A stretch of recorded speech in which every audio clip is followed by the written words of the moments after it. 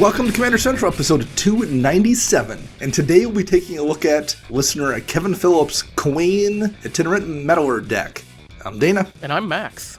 Max, how's it going today? It's great, Dana. So this is coming out, we're recording this a couple weeks early, essentially, right? Yes. We're on vacation. Yeah, we're getting ready to go on vacation. So today was a day off. I started packing, did laundry, and just chilled, watched some movies, and when this airs, we'll be back from Vegas. Excellent. Yeah, and not the GP event style Vegas. When we had thought there were no events that were going to happen in 2021, we had scheduled a trip just to hang out with some friends at an Airbnb in Vegas for a couple days, playing some Magic and doing a few things like that. And then, of course, the Vegas thing came out and was scheduled like 3 weeks before the trip that we had already scheduled and bought tickets for. So we are going to Vegas, just not for the event. We're going to Vegas a couple weeks later to just hang out with friends. Exactly. Should be a good time.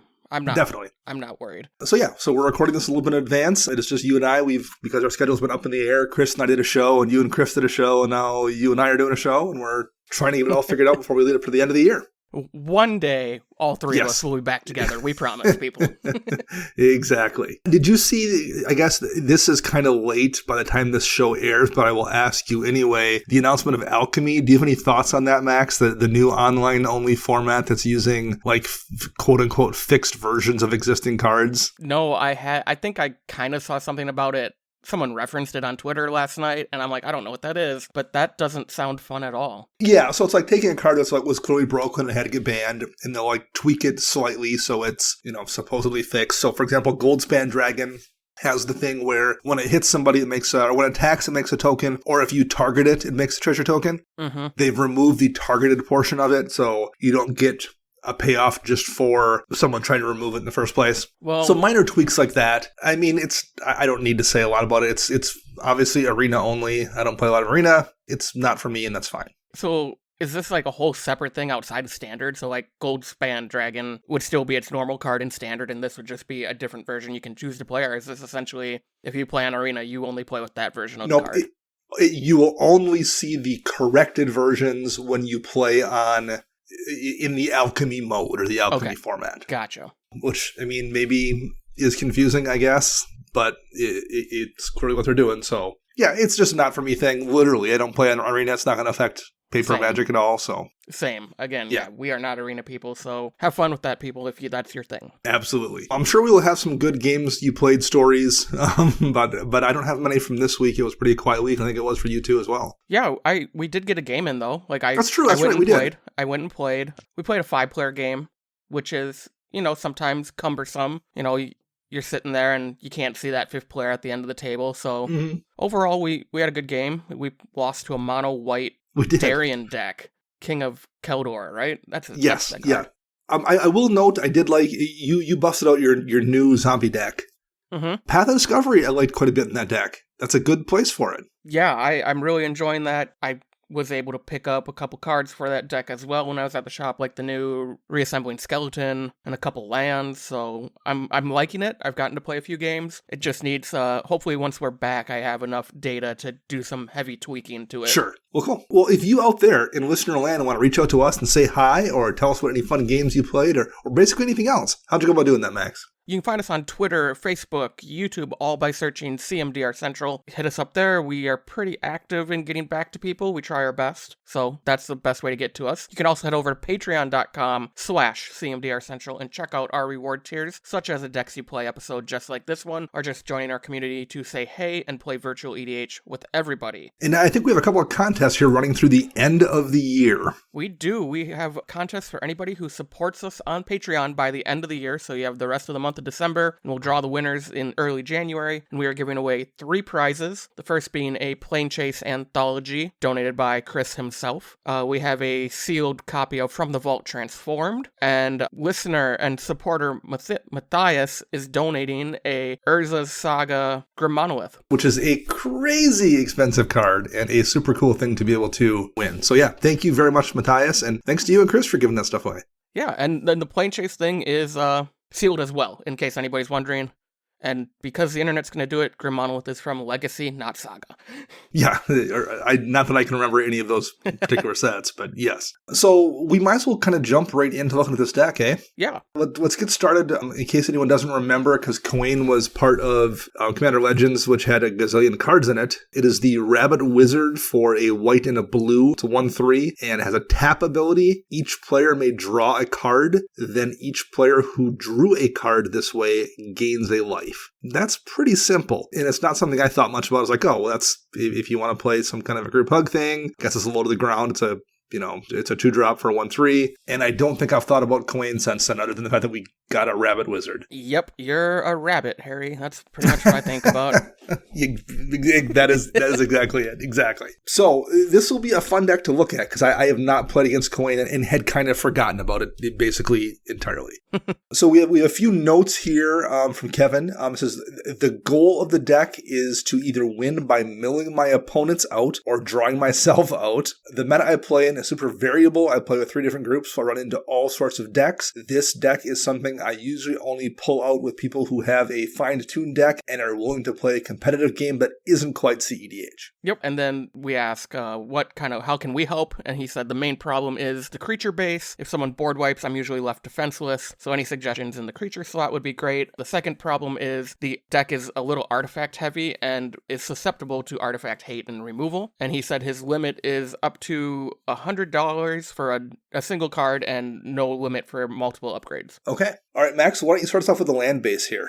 Yeah, there are 36 lands. So Azorius Chancery, Azorius Guildgate, Command Tower, Glacial Fortress, Hallowed Fountain, Irrigated Farmland, 12 islands, 12 plains, a meandering river, a myriad landscape, a prairie stream, reliquary tower, Sajiri Refuge, and Temple of Enlightenment. Okay, so there's a lot of ways to look at lands. This is a perfectly fine mana base and a land base if you are playing in a somewhat lower powered environment. Correct. If, however, you are playing at that just sub-CEDH level, I just think you do not want any land that comes into play tapped. Unless it does something crazy powerful, I guess, maybe. But like Azorius Guildgate and Meandering River and Sajiri Refuge, even Temple of Enlightenment that's giving you that scry, Myriad Landscape, if that's really the power level you're wanting to play at, the competitive but not quite CEDH, I don't think you want any of those lands. Do you have any thoughts on that, Max? I 100% agree with you, and I don't think we're saying go out and buy a Tundra and a For sure.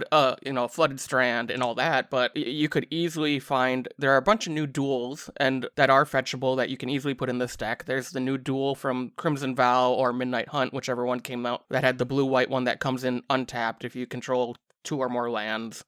Deserted Beach would be the Azorius version of that. Yes, there we go. Yeah, I mean, that's relatively inexpensive. Addercar Waste is, I want to say, $10 to $12 now, so it's gotten a little more expensive. That's the Pain Land. But, I mean, that's always going to come into play untapped for you. It's really nice to have. There is a Hallowed Fountain in here, I guess, but there isn't the Henge Gate Pathway is the MDFC land that we got last year. It's not a true duel because I guess you have to make a pick, but it's going to come into play untapped every single time. The Filter land from back on Lorwyn, Mystic Gate, those have gotten much more affordable. Something like that can go in this deck. Nimbus Maze, which was part of that cycle from way back in Time Spiral block, never comes into play tapped, and there's enough basics in here that you're almost always going to have the ability for it to tap for both colors of mana you need. The dual lands from Battle Bond have gotten a little more expensive. Things like Sea of Clouds is the one here, but again, not terrible. Sea of Clouds is a really good card. Sky Cloud Expanse is pretty playable. The old Odyssey Filter land never comes into play tapped. I would just, if you're really playing at that power level, I would replace those with lands that don't come into play tapped. And in the case of things like Sajiri Refuge that are just getting you a life, I think you'd be better off with a basic even. If you're really playing that fast, you're going to get burned more often by the land coming into play tapped than you are by not having your perfect fixing. Yeah, I definitely agree. And that's just, we're talking the colored lands. You could easily add a lot of utility lands because there aren't very many in this deck. It's just a Reliquary Tower and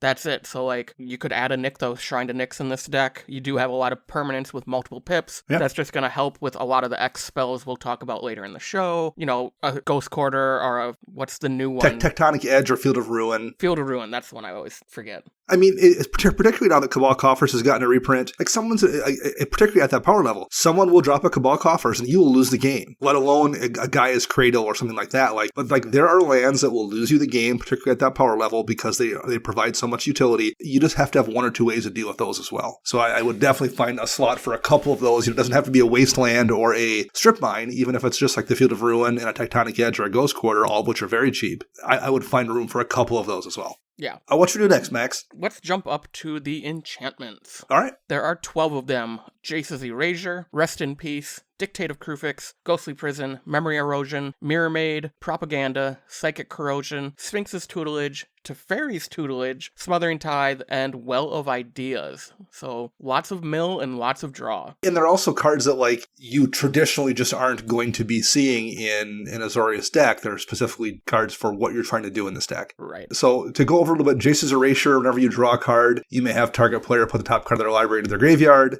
Dictate of Krufix, at the beginning of each player's draw step, that player draws an additional card. We have Memory Erosion, whenever an opponent casts a spell, that player puts the top two cards of their library into their graveyard. Psychic Corrosion, whenever you draw a card, each opponent puts the top two cards of their library into their graveyard. Sphinx's Tutelage, whenever you draw a card, target opponent puts the top two cards of their library into their graveyard. And if they're both non-land cards that share a color, repeat that process. Teferi's Tutelage, whenever you draw a card, target opponent mills two cards. And Well of Ideas, when it ETBs, you draw two cards. And at the beginning of each other player's draw step, that player draws an additional card. And at the beginning of your draw step, you draw two additional cards. So this is not, kind of a traditional enchantment suite here. It's things that are tying into that mill and with the Kwain kind of ability, which is interesting. But there's 12 of those too, for sure. And I guess one thing I could have mentioned, or I meant to mention under lands, in a deck with this many enchantments that are powerful, you probably can consider running Hall of Heliod's Generosity just to recur an enchantment.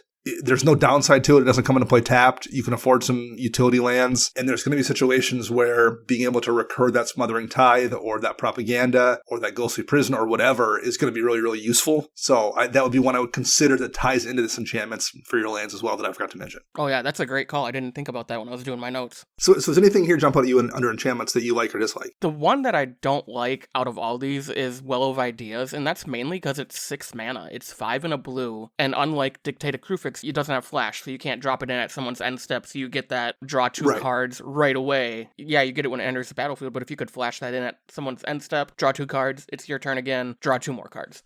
I think I would swap this out for Court of Cunning. This is the blue court from Commander Legends. It ETBs, you become the Monarch, and then at the beginning of your upkeep, any number of target players each mill 2 cards, but if you're the Monarch, they mill 10 cards instead. That really adds up quickly. Right, and granted, he does mention that, the creature suite isn't the greatest in this deck, so maybe you're not going to keep the Monarch, but you're still hitting everybody for 2 cards at your upkeep, worst case scenario. I don't have anything I would take out of here. I like almost all of these cards. They all make sense in this deck. The one thing I think would be, this is a card that I've mentioned before that I clearly like, but it's not just a good card. It's fun in this. It's not just a fun card. It's actually quite good in this deck. And that's Psychic Possession. 2 blue, skip your draw step, enchant an opponent. And whenever enchanted opponent draws a card, you may draw a card. So you're going to get the draw off their draw step anyway. Like the worst case scenario is it just pushes your draw step to their turn. You're not really going down cards. But with Kwain's ability, you're going to draw an additional card when they draw a card off Kwain. Yeah. And there's also enough other things in here that are in this deck that we talked about. The, Well of Ideas kind of cards or the Dictate of Krufix kind of cards. It's just going to be that much more gas that you're going to get from the things that you're already doing in this deck. So I think it's a fun card in general. It's a card it's kind of a pet card of mine. It's genuinely good in this deck. I would find a slot for it. It's gone up a little bit. It was a sub-dollar card forever, and I think it's up to like the $4 or $5 range now. So it's not nothing, but it would be actually an effective effective card here, not just a fun card. So that would be one I would consider. So what you're saying is you caused the price increase, is all I heard. Yeah, right. I mean, and who knows? But yeah, it's definitely a card that was nothing, and now people are actually, it's actually worth something. So Right. other than that, I mean, there's a ton of good cards you can run. Like Mystic Remora is always good in a deck. Mystic Study is always good in a blue deck. But like at some point, Land Tax is always great. You can always run, your Darksteel Mutation or Imprison of the Moon or something along those lines. But then you're up to 20 enchantments. Like this is an enchantment deck, and I understand the basic strategy is built around running these things to mill. So something has to give, and I get that. So yeah. Any final thoughts there?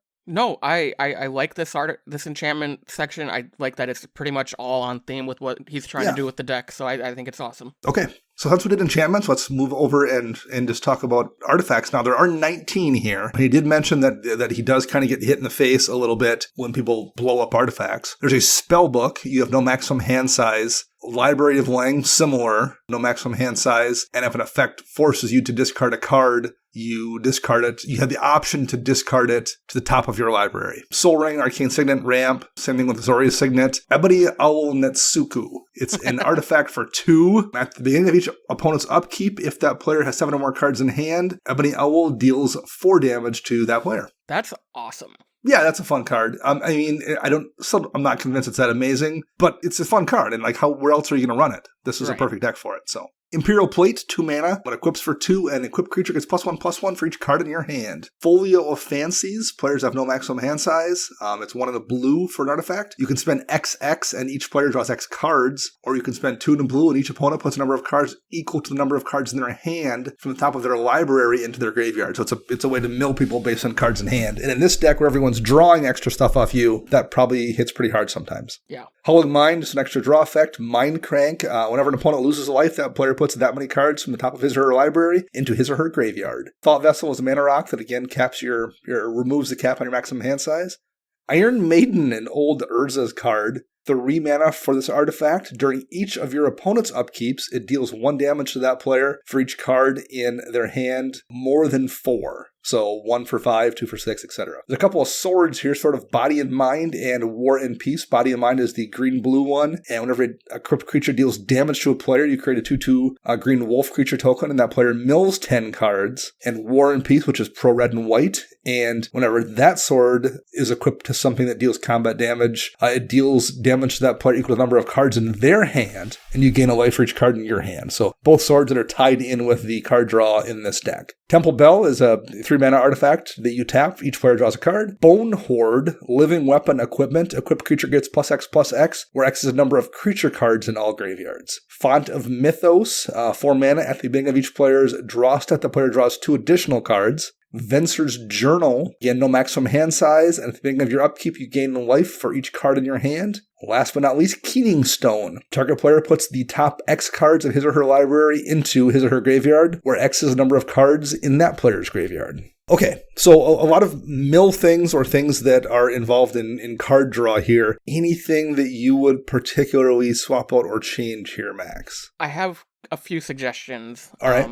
So I'm going to start by saying that when we get to this deck is on MTG Goldfish. So when we get to the spells section, the instants and sorceries, you'll find out that there's not many counter spells. I think there's like 1. Yeah. So and the fact that he has issues with board wipes and, trying to rebuild, this is where I would probably cut some of these artifacts and put in counter spells or, Teferi protection type cards, even though that's in here already. So my initial things would be cut some of these equipment because you don't have a lot of creatures.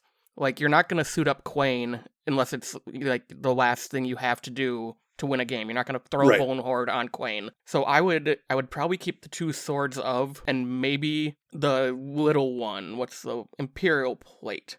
Yeah. Just because it's 2 to cast and 2 to equip versus Bone Horde 4 and 2, even though you get the Germ token. Second, I'm not a big fan of Keening Stone. I get that it's super awesome, milling however many cards are in that player's graveyard, but it's 6 to cast, right, 5 to activate, and you have to have an opponent with a graveyard. Right. There's a lot of conditions there. Yes. So I think that would be another one just to cut that as well. Something I would replace Keening Stone with, though, would be Norn's Annex. Oh, yeah. This is 3 and 2 white, or 2 Phyrexian white, so you can pay 2 life for each of those. And it says it's essentially a propaganda. Creatures can't attack you or a planeswalker you control unless their controller pays Phyrexian white mana for each of those creatures. So if they don't have any white mana, then I guess they're paying with their life, which will help end the game faster. Yeah, and sometimes that people will get greedy and do that.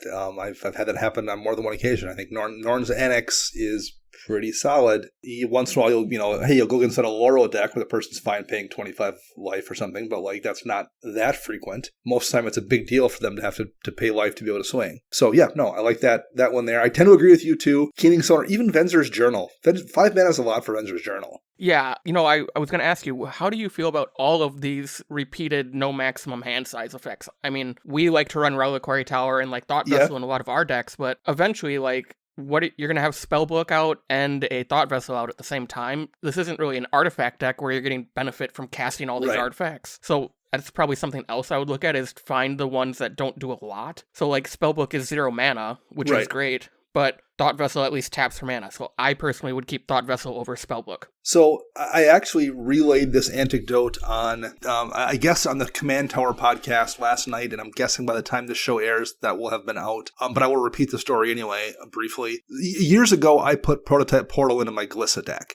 And because I had the artifact lands in there were, there's the monocolor artifact land. So it was Tree of Tales is the green one, and the black one is Vault of Whispers. And then Darksteel Citadel was in there too. And I'm like, okay, well, that's 3 artifact lands, and I have a Soul Ring.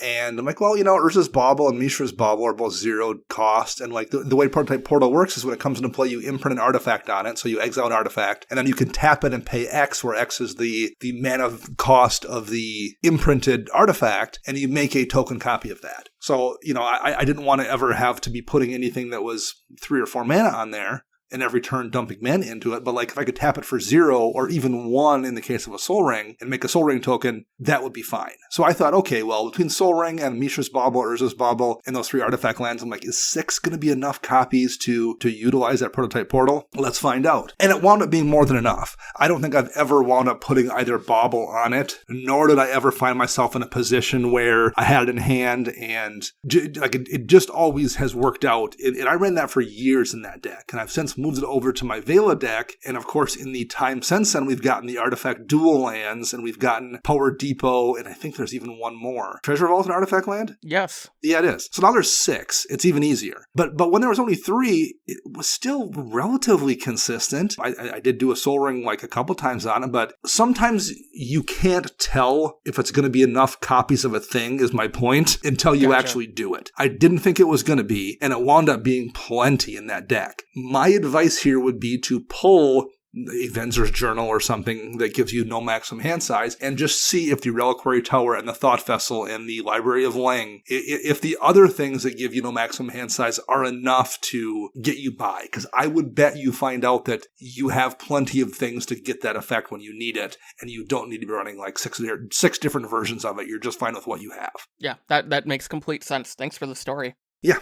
So yes, hopefully that was a little bit illustrative of the point, which is try it out. But I would start by pulling, if you're going to pull a few artifacts to get down, I agree. Keening Stone and Venzer's Journal both don't seem to be that effective. In the case of Keening Stone, Venzer's Journal seems unnecessary, and they're both expensive anyway. You're going to get rid of 2 artifacts. You can run 2 other things, whether they're counter spells or, when we get over to spells, I will mention some other options to deal with board wipes as well, besides just counter spells. So that's how I would whittle the artifact count down a little bit there as well. And also the equipment. I think those, I tend to agree, Max, don't seem that necessary. Yeah. And really, if you're looking at the equipment as a way to have a last ditch way to kill somebody, if it's like turn 12 and you can't mill somebody out and you're like, well, I'm going to need to suit up my commander and punch somebody in the face, Blackblade Reforged is going to be more consistent, probably. Yeah, for sure. There's just like, it's going to continue to scale. Like, even if you're hoping at turn 12, you're going to once in a while get yourself in a bad position where you don't have enough cards in hand to make Imperial Play crazy, or you don't have enough things in graveyards because someone cracked a Scavenger Grounds for Bone Horde. You're just going to almost always have a ton of people with a ton of non-basic lands out there in your opponent's hands that are going to buff up that Blackblade Reforged. Just, unless it's a fluke situation where everyone's playing a monocolor deck, that's going to do the same thing probably better than those 2 cards will. Completely agree. Max, where should we go next here?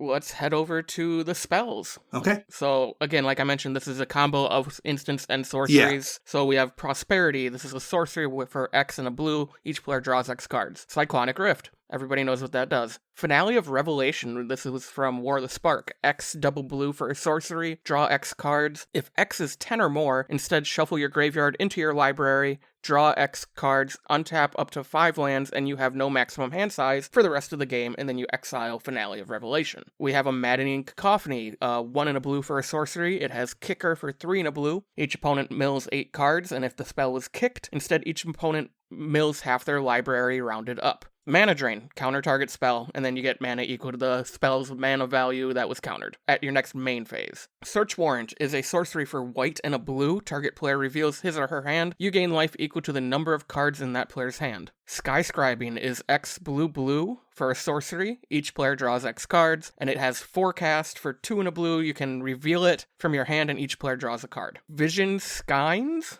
it's 1 and a blue for an instant, and each player draws 2 cards. Flux, 2 and a blue for a sorcery. Each player chooses and discards any number of cards, then draws that many cards, and then you draw a card after all that as well. Tasha's Hideous Laughter, 1 blue blue for a sorcery. Each opponent exiles cards from the top of their library until that player has exiled cards with total mana value 20 or more. Teferi's Protection. There's a Windfall for 2 and a blue. It's a sorcery. Each player discards their hand, draws a card equal to the greatest number of cards discarded by a player this way.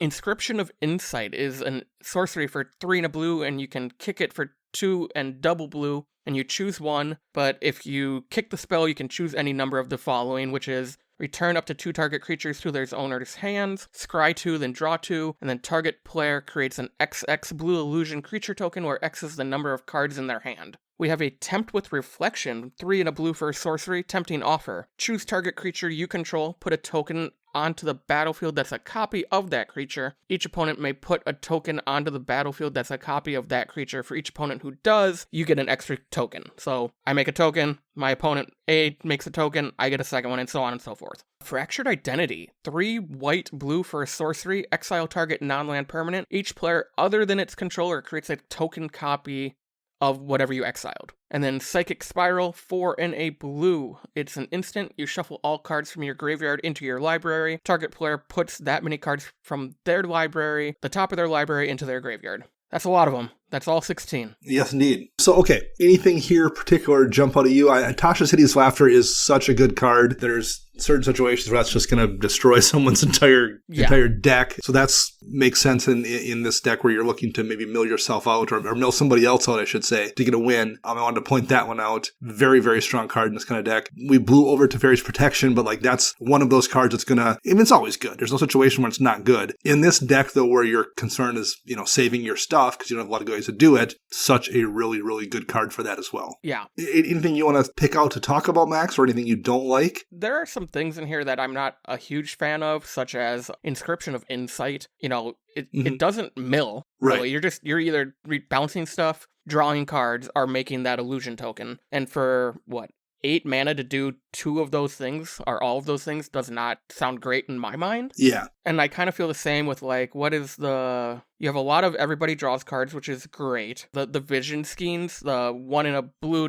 for each player to draw 2 cards. I get you want to mill your opponents out and help them draw cards, but you also have a lot of those effects in this deck in the artifacts and enchantments. I would rather see this be a counter spell or another form of Teferi's Protection, such as the mono white free spell from Commander Ikoria set. I agree. Vision schemes does not seem good enough or impactful enough and seems very likely to bite you in the butt more than anything. I don't think Search Warrant is good enough. 2 mana, target player reveals his or her hand, and you gain life equal to the number of cards in that player's hand, even if you target yourself with it regularly, and you've got 10 cards in hand. I guess that's very efficient, and that would be crazy in a standard environment or limited or something. I just don't think that's good enough in Commander. I would much rather have a spell that's going to have a chance for me to win the game, or just really change the way the game is going. I just don't think Search Warrant is good enough either. Yeah. So we were talking about protecting our board state. Counter spells would do it. I would be tempted to run counter spells in those slots. You can also just run things like Eerie Interlude or Ghostway, just ways to save your stuff. Yeah. So I would consider both of those two. You mentioned the free version of that from that recent Commander cycle that has Fierce Guardianship in it, and I've just forgotten the name of the white one. I cannot remember it to save my life.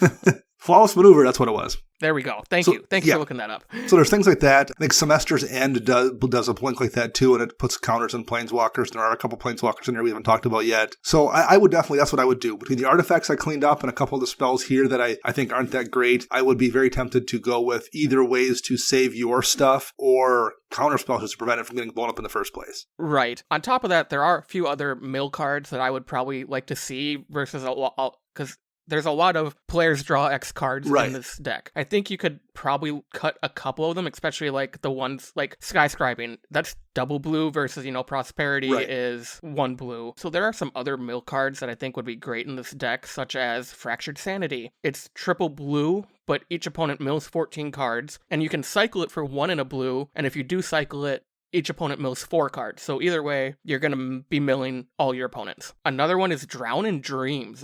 This was a new one for me. It's from one of the precons from a recent standard set. So Drown in Dreams is X2 in a blue, and it says it's an instant.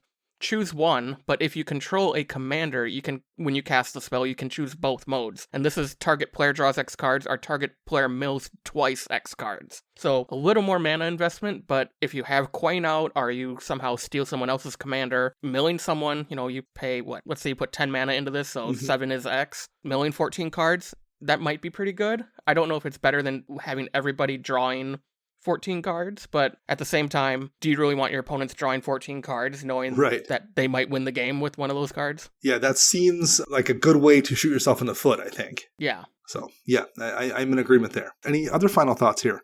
Maybe it's just not how the meta plays, but I was kind of intrigued to not see any swords or path, any type of removal, generous gift, and it's probably just because he's so deep into this, helping everybody draw cards or mill. But if you are worried about big threats, maybe just having an answer like a Path to Exile is maybe worth it. Yeah, I mean, Swords and Path are just so ridiculously efficient, and it doesn't matter what power level you're playing at, there's always going to be a juicy target that you just need to get gone. Right. So yeah, no, I mean, finding room for those isn't going to hurt you either. It's not one of the main issues he had, I guess, and maybe that just isn't a problem in the environment he plays because he didn't mention it, but yeah, I tend to agree. Even like, I said generous gift hits anything, solves any problem. Exactly. Anything left for you on this section, Dana? I don't think so, not really. I think I went over what I would do there. We have 2 planeswalkers, Jace Beleren and Jace Wielder of Mysteries. The Beleren has a +2, each player draws a card, -1, target player draws a card, and -10, target player puts the top 20 cards of their library into their graveyard. And Wielder of Mysteries, if you would draw a card while your library has no cards in it, you win the game instead. He has a +1, target player puts the top 2 cards of their library into their graveyard, and you draw a card, and -8, draw 7 cards, and then if your library has no cards in it, you win the game. Gotta love Lab Man on a Planeswalker. Yes, indeed. So that one makes sense there. I don't know if I love Jace Beleren that much. What do you think? I think he's fine. Yeah, he's not bad, don't get me wrong. I don't know how often you're going to get to that 10. Exactly. That's 4 activations of his +2. I just feel like this is the kind of thing where, like, for every time that you draw Jace and go, oh, I'm glad I drew this Jace, there's going to be 10 times where you draw, like, I'm glad I have this counterspell in my hand, or I'm glad I have this Ghostway in my hand to save my board. Right. 100% agree. Yeah. So that's what I would be considering here is I think, like, the amount of times that's useful compared to a protection suite or something, I think you're going to much prefer the protection suite. Yeah. I definitely agree. Keep Jace Wielder Mysteries, cut Beleren. Yep. All right. Last but not least, the creatures here. We have a Hedron Crab, has landfall whenever a land enters the battlefield under your control. Target player puts the top 3 cards of their library into their graveyard. Ruin Crab, whenever a land ETBs, each opponent mills 3. Cameo of the Crescent Moon, at the beginning of each player's draw step, that player draws an additional card. Bruvak, if an opponent would mill 1 or more cards, they mill twice that many instead. Gwafa Hazid Profiteer, it's a 2/2 that you can spend a white and a blue and tap. Put a bribery counter on target creature you don't control, and its controller draws a card. Creatures with bribery counters on them can't attack or block. Jace's Archivist is a blue to tap it. Each player discards his or her hand, then draws cards equal to the greatest number of cards a player discarded this way. Lab Man just wins a game if you draw a card while your library has no cards in it.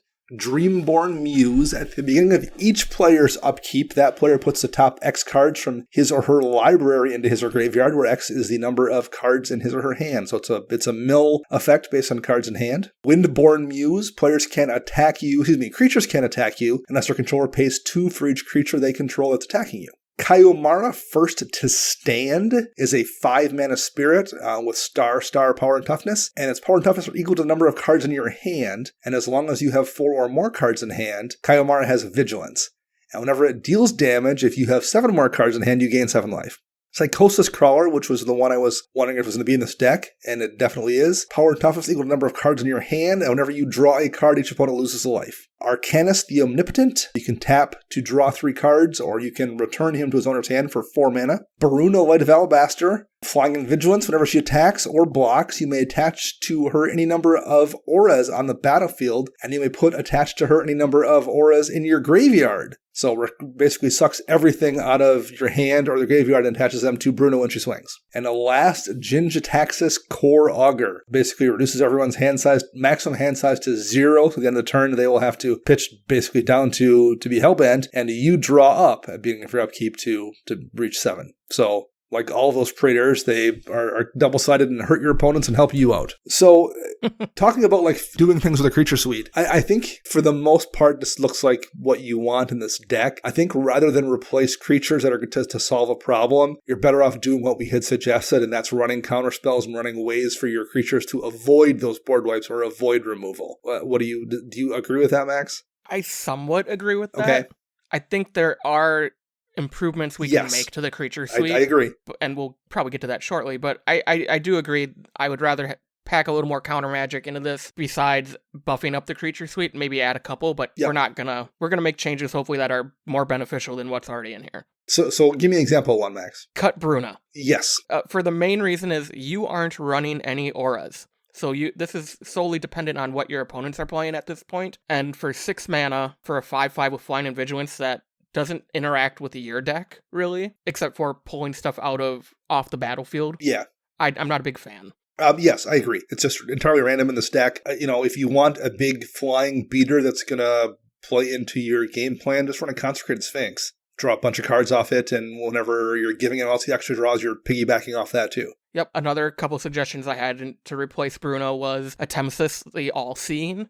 Oh, yeah. 6 mana. It is triple blue, but it has flying. It's a 4/5. You can pay 2 and a blue and tap to draw 2 and discard a card. But the important part here is whenever Atemsis All-Seeing deals damage to an opponent, reveal your hand. If cards with at least 6 different converted mana costs are revealed, that player loses the game. You're drawing so many cards in this deck, and you have a lot of different CMCs where you're probably going to make someone lose the game quite a bit. Yes. Yeah, it's a surprisingly effective card. I put it in to try it out in my Sphinx deck. Not sure how often I would ever be in a position to actually kill somebody with it, and I've done it repeatedly. It's in a deck that draws a bunch of cards, you'd be surprised how easy it is to hit that threshold and just kill somebody. Yeah. I also am not a big fan of Kiyomaro, the First to Stand. Okay. I get it. It gets the power and toughness based on your hand size. Yeah. More often than not, it's going to have Vigilance. But the fact that you have to hit a player whenever it deals damage, so it's not to a player, it's just anything. Yeah. So if it gets blocked, it's still getting you life. Never mind. I now like this a little better. I'm still not a huge fan of it. I don't think it's I tend to agree it's not amazing. I think life gain is kind of overrated in EDH, and I just don't know if this deck needs it. I feel attacked. I don't think this deck needs it. You have some, if you keep the Venger's Journal, you're getting life there, and there's some other stuff, but I'm not a big fan of this just because there is really no evasion. Yeah. So, best case, you're going to throw a Sword of Body and Mind on this and swing away at people. I would rather see something like Dream Trawler, another flyer, because it's going to get bigger every time you draw a card during your turn. Sure. And you draw a card at the beginning of combat, so you go to swing with, Dream Trawler's out, you're going to go attack, but then you cast, Prosperity, and everybody draws 6 cards. Well, now that Dream Trawler got +6/+0. Right. And it has flying and lifelink. There's a better lifelink, in my opinion. Maybe not as consistent as Kiyomaro, but the flying is probably going to be a little bit better than just a big body on the ground. I hear that. Some other things that kind of fit into the mill aspect. I would love to see if he would want to try Triskadectophile. This is a 1 and a blue, and it's a 1/2, and then at the beginning of your upkeep, if you have exactly 13 cards in your hand, you win the game, and you can pay 3 and a blue to draw a card. I like that one. The other 2 I would like to recommend would be Silent Arbiter, just because it will also slow everybody else down. Only one creature can attack, only one creature can block. That'll help you out a little bit. And the final card is Shabraz, the Sky Shark. Shabraz is a 3/3 for 5, 3 and a blue and a white. It has flying, and then whenever you draw a card, put a +1/+1 counter on it and gain a life. And then target human you control gains flying until end of turn, or any target human, I guess, for a hybrid Azorius. That I think would be a good fit here as well. What about you, Dana? A couple suggestions I had here, depending on who you play against or how comfortable you are with slowing things up, because you're going to be drawing a ton of cards, which means your opponents often are too. And the concern then is that they're going to be able to do all kinds of things with all the cards you're giving them. One thing you can try to do is slow that down. There's cards like Eidolon of Rhetoric. Each player can't cast more than one spell each turn. And it's also relatively cheap. It's like $1 to buy. Things like Archon of a Myriad has a similar thing. Each player can't cast more than one spell each turn. That one's going to affect you, but there's enough instant speed effects here, I think, that you can kind of work around that maybe more than most people. But I think slowing the board down a little bit probably isn't necessarily a terrible idea. So that would be something I would consider. Grand Arbiter, not a card most people like, but it's also going to do a similar thing, right? It's going to speed things up for you by reducing the casting cost of all your spells, or most of your spells at least, so you can take advantage of the stuff you're drawing, and it's going to put the brakes to everyone else. So the extra cards they're drawing, they are much more difficult to use when they're having to pay that tax. So that was the main thing I was thinking here. I was like, if you want a big beater, I would much rather have a Consecrated Sphinx in this deck than a Bruna, and I would look to maybe run a few creatures that just keep everyone from taking advantage of all the gas you're giving them. Yeah, I definitely agree with all that. Those are great suggestions. I don't know what you would cut for them, though. Yeah. Like, Bruna is pretty obvious, I think we can both say. Yeah. Arcanus is fine.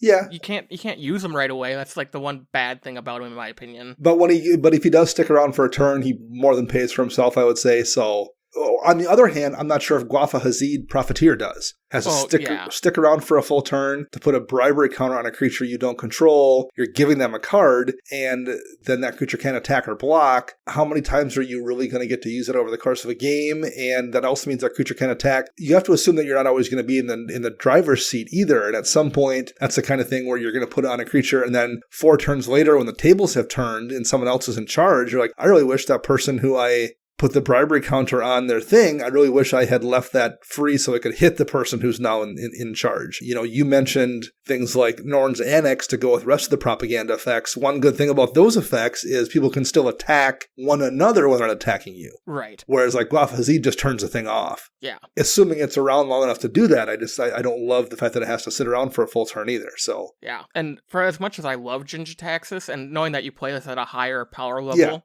I understand why it's in here. It's probably a card I wouldn't play against a lower powered pod if you end up playing this deck in that type of pod, because it just gets messy, especially with all the other maximum hand size cards. Now we get into layers, and nobody wants just that. Thinking about it, yeah. nobody wants to deal with layers. That's why I don't wear pants. Exactly. It just gives me hives thinking about it.